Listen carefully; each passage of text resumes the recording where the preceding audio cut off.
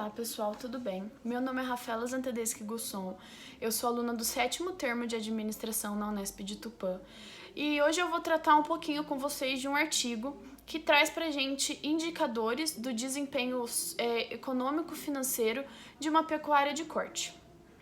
Bom, esse artigo ele traz um conteúdo de um estudo realizado num período de 36 meses em 3 fazendas situadas no estado de São Paulo, Rio de Janeiro e Minas Gerais. E ele vai trazer pra gente todos os dados que foram obtidos nesse estudo. O artigo ele deixa bem claro pra gente que numa pecuária de bovino de corte em sistema aberto, o melhor amigo do produtor seria o custo de produção. Por quê?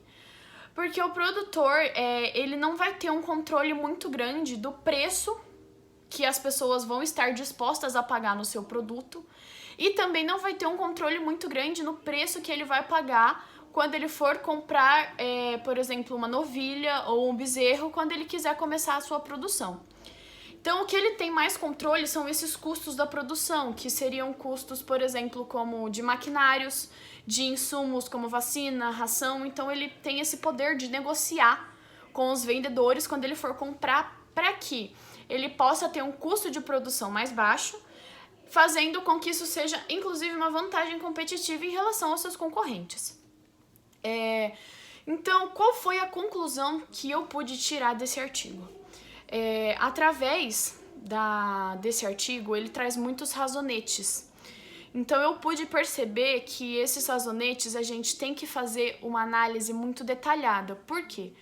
Porque ele traz uma grande quantidade de dados quantitativos pra gente, uma grande variedade. Como, por exemplo, ele vai analisar, os dados vão ser de 3 etapas: a criação, recriação e terminação. E ele traz algumas taxas pra gente dentro dessas etapas, como, por exemplo, a taxa de natalidade, a taxa de mortalidade, a taxa de prenhez.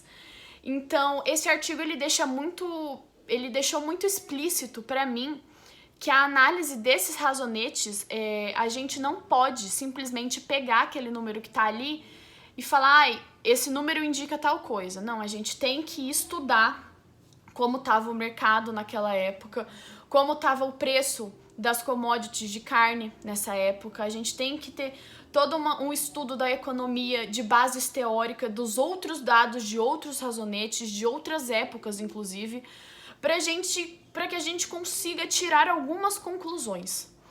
Então, essa foi a conclusão que eu pude tirar desse artigo, que esses razonetes, eles não estão ali à toa.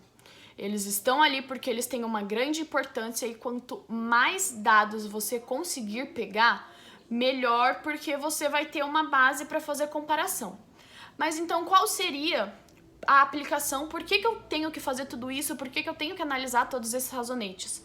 A explicação do porquê, ela está ligada com a aplicação na gestão. A gente tem que fazer toda essa análise de todas as 3 etapas, relembrando, criação, recriação e terminação, para que a gente possa descobrir qual dessas 3 etapas é a mais lucrativa e a mais atrativa para o produtor. Porque não é sempre que um produtor vai conseguir fazer as 3. Às vezes um produtor ele só consegue fazer uma. Então a gente tem que descobrir qual que é a mais lucrativa para que a gente possa então focar todos os nossos esforços nessa etapa, ou seja, todos os custos, todos os esforços vão ser para que ela fique cada vez melhor.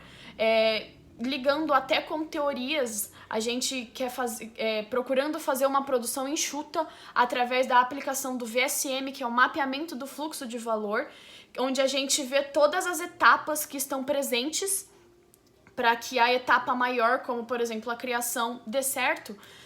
Vendo onde a gente pode reduzir alguma coisa para que a gente possa minimizar os custos e maximizar os lucros. Então, essas foram as minhas conclusões, a minha aplicação na área da gestão. É isso, obrigada, pessoal.